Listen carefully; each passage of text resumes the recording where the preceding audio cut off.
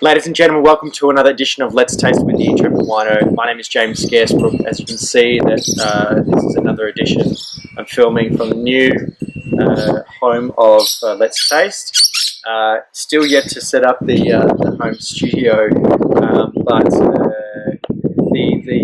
the samples continue to arrive even at the new address, and I need to keep cracking away at the tastings. So without further ado, for this edition I'm looking at some wines from the Clare Valley, from one of the more historic producers, Mitchell, a winery that I did visit with my dad back in 2011 when we went over for my master's degree graduation with Adelaide Uni, and a brand that I've been familiar with for many years, back from when I was a buyer.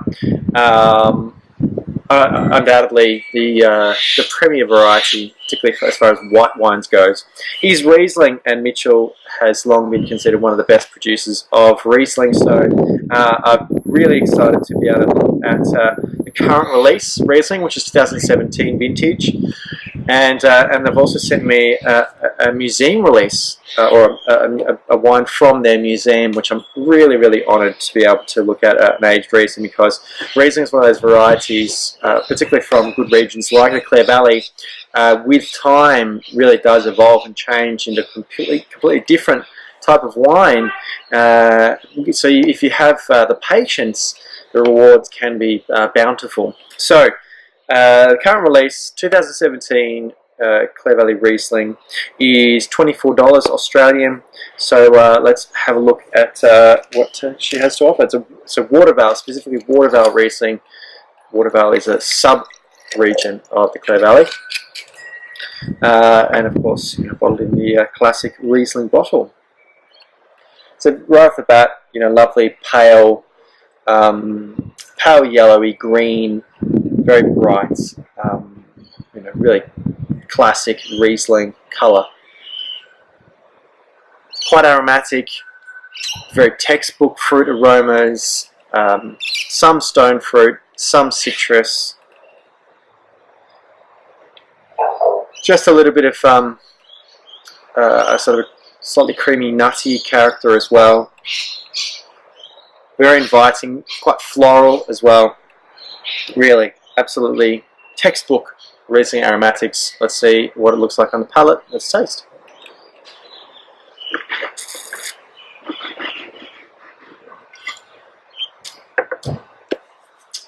Good intensity, quite prominent on the front palate, but carrying through the mid palate quite nicely.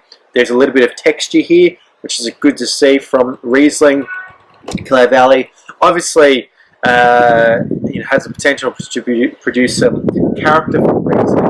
This is certainly a good example of that. The fruit profile is consistent with the aromatics. I'm seeing even more slightly luscious, but also slightly underripe kind of peach characters here. Less of the sort of the limey characters that I saw on the nose, like on the palate.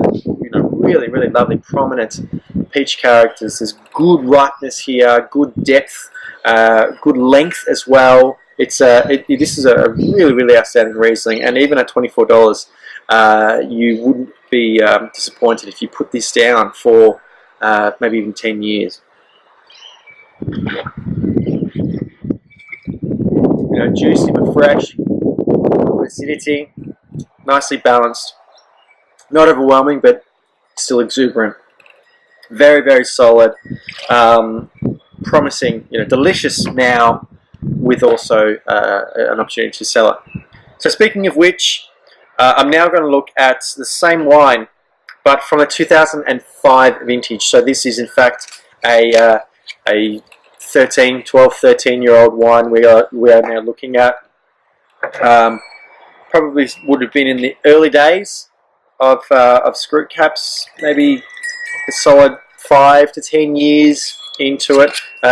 Riesling in Australia was one of the first wines in the world to be sealed with a screw cap, and there were many years of trialling performed to actually sort of show how good a seal screw caps could be, and how wine could evolve. So I'm really excited to have a look at an example with a bit more age on it. Color wise, it's still quite bright, it's still not super intense, but we are moving into a much more golden kind of spectrum. I'm not sure if you can actually pick up on my t-shirt. It's a richer, deeper color here, but still nice and bright. Aromatically, wow, we are jumping into those beautiful, classic, mature Riesling aromatics. The fruit has started to fade quite significantly. We're now moving into not just secondary but tertiary characteristics. So that rich kind of sweet, oily character.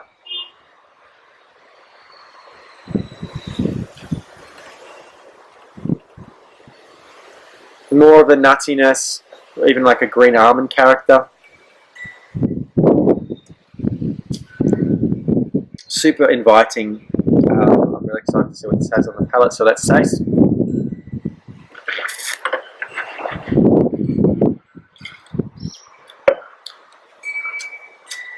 Richer, slightly kind of texturally sweet, creamy almost. Creaminess comes quite late as well.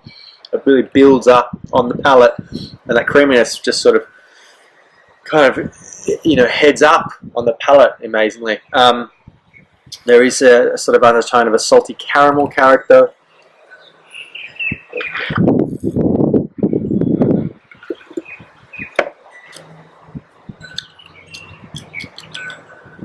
A sort of a sweet, earthy, bready note. Really, just yummy. Dried fruits, dried apricots, that kind of thing. It is exciting to be able to look at a Riesling with a bit more age. It's only something I've done a couple of times here on Let's Taste. So thank you very much, of course, to the Mitchells for sending me some samples. I'm really humbled to know that you enjoy my content and my videos. And I'm going to this is actually going to be the first of a 3-part series on Mitchell wines, and I'm excited to look at some of the other wines as well. If you would like to see your wines profiled here on Let's Taste with the Intrepid Wino, please do get in contact with me via my website, intrepidwino.com. Different ways of getting in contact with me there. If you like this video, hit the like button, share it, leave a comment below, and if you're on Facebook, hit the like button for the channel. If you're on YouTube, hit that subscribe button. Please do follow me on Instagram, Facebook, and Twitter at Intrepid Wino. You can also follow the podcast, the Vincast, now on Facebook, which is at the Vincast. And there are a lot of different ways to get in contact with me. As I mentioned, lots of different content on my website, intrepidwino.com. But guys, until next time, cheers.